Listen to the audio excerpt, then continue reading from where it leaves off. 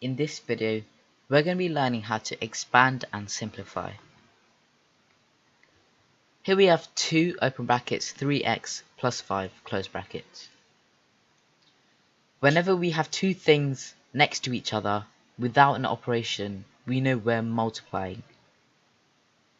So we're going to use the term 2 and we're going to multiply it with every single term within the brackets.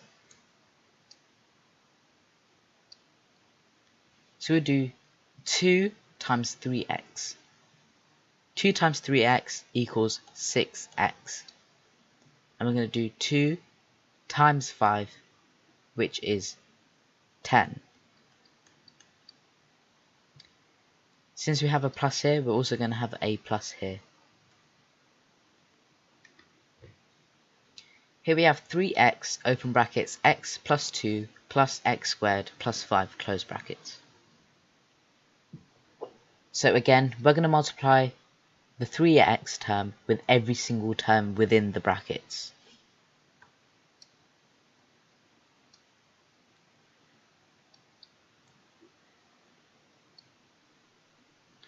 Three x plus x is 3x squared.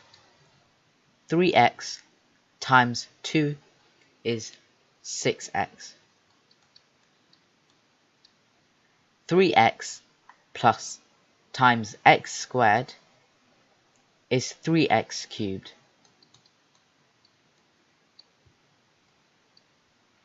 And 3x times 5 is 15x.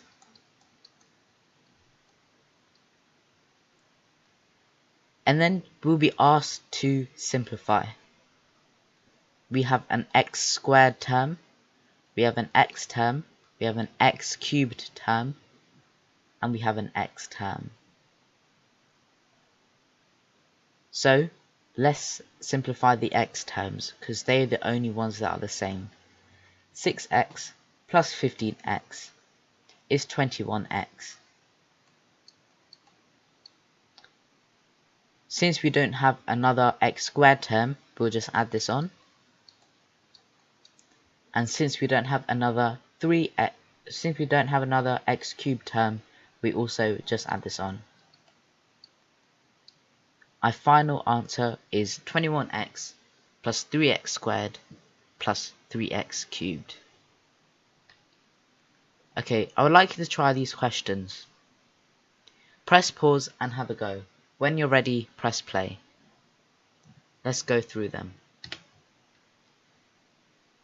We're going to multiply them together.